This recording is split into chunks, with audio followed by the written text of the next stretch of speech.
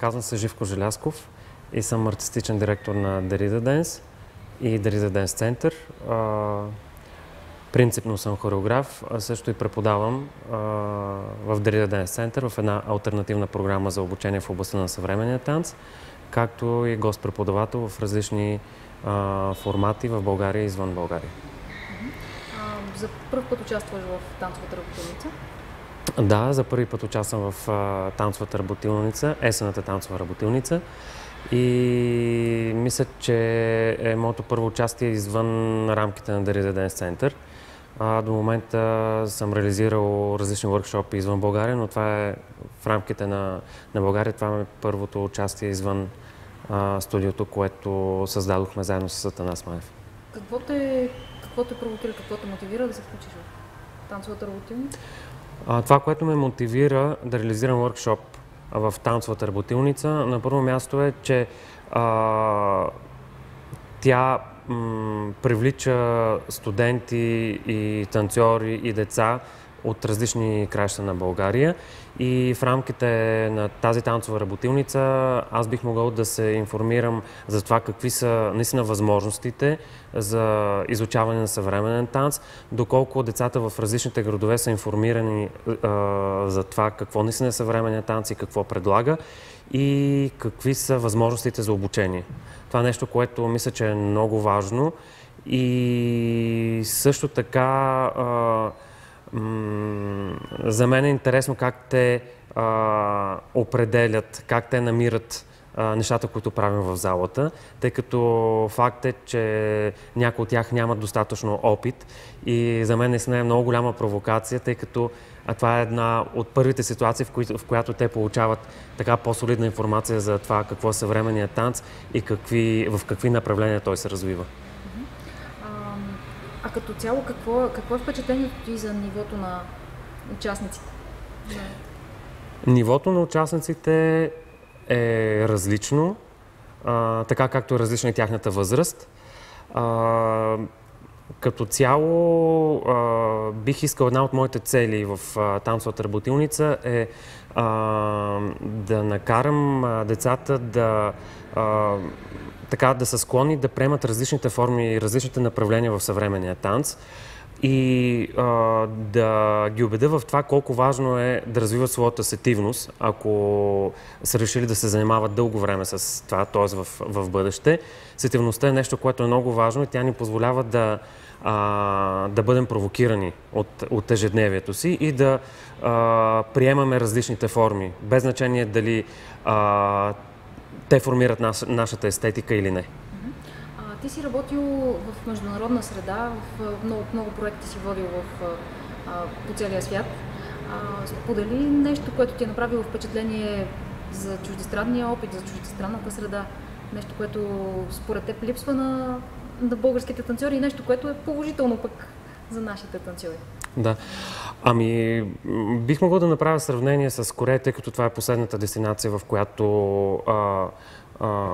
участвах в рамките на Korean Dance Festival, и в продължение на 2 седмици 3 преподаватели от Америка и аз като представител от Европа реализирахме workshop.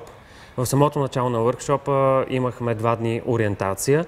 Това означава, че всеки един от хореографите определяше сам нивото на участниците, разпределено в 3 групи, начинащи средно напреднали и напреднали. И след това се реализираше този workshop, разделен в тези 3 нива. Това, което ми направи изключително силно впечатление, е дисциплината. Танцовото изкуство е свързано с дисциплина. Нещо, което мисля, че е много важно. Дисциплина и постоянство. Резултатите ни идват бързо, така че бих посъветвал българските ученици да имат търпение. Наистина да имат търпение, и когато те развиват последователно своите изразни средства и изобщо своя капацитет, рано или късно резултатът идва и той би могъл да бъде наистина много добър. И аз съм против това схващане, че България е място, което няма възможности, което всичко едва ли не е обречено на неуспех и на провал. Напротив, хората, които са мотивирани в изкуството и които отделят необходимото време и ресурс, не говорим за пари, необходимия ресурс да могат да се усъвършенстват, те безспорно получават успех след това и се чувстват така удовлетворени от това, което правят. А какво според теб е необходимо на един млад танцор, за да успее в танцовото изкуство? Дисциплина или талант? На първо място е дисциплина. Талант също. Не мога да кажа, че таланта не е важен. И информираност. Това да бъде информиран е много важно. Т.е. да участва във всякакви възможни workshop-и и ако случайно в процеса на неговото обучение се чувства изолиран в една институция или изолиран в работата си с един преподавател, моят съвет е да намира начин да влиза в творчески или в работни отношения също и с други хора, тъй като разнообразието изгражда личността наистина. Всеки един формира своята творческа личност, когато наблюдава. Така че участието в различни събития в България и извън България е наистина нещо, което е много важно. Ти се занимаваш в момента с модерен танц. Имаш ли някаква по-класическа подготовка? С какви други направления на танцовото изкуство си се занимаваш?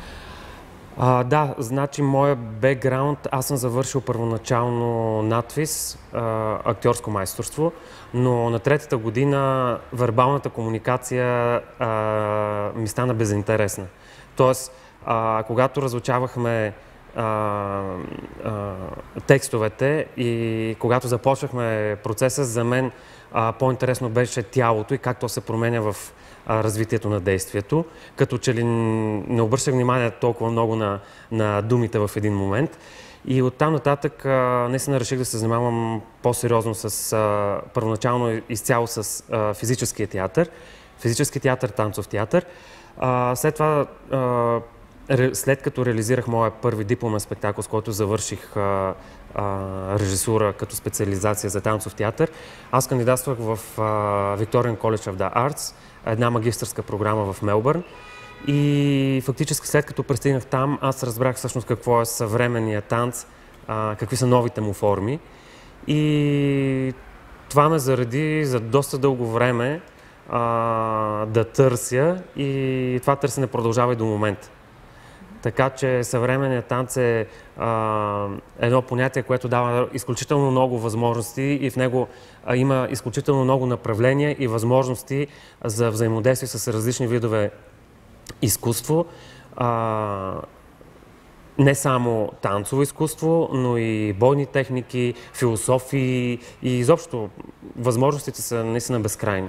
И това е нещото, което ми харесва, тъй като излиза от всякаква рамка и всеки човек спрямо своята сетивност, спрямо своята индивидуалност може да хване в някаква посока и просто ако не му хареса да я смени. Относно класическия балет, смятам, че то е нещо много полезно. И въпреки, че аз не съм започнал да се развивам в хореографското училище в София или в някаква балетна школа като малък, аз съм убеден и виждам, че единствената възможност за изграждане на основа, това е класическия балет, т.е. подготовката на тялото за един по-активен движенчески процес, така че това е нещо, което е много хубаво. Това, което бих посъветвал участниците в танцовата работилница е да не следват модели. Те могат да ги наблюдават, могат да изследват моделите, но да не ги приемат. Тоест, те ги изследват първоначално, а ако те намират нещо, което е хубаво в този модел, ако те го следват, да, но да не се доверяват първосигнално на нещо, което е доказано, че то е правилно. Правилно е това, което ние чувстваме вътре в нас. Така че понякога може да бъдем сами автори на даден модел, понякога може да се внедрим в него и да го променим, просто да анализират малко повече.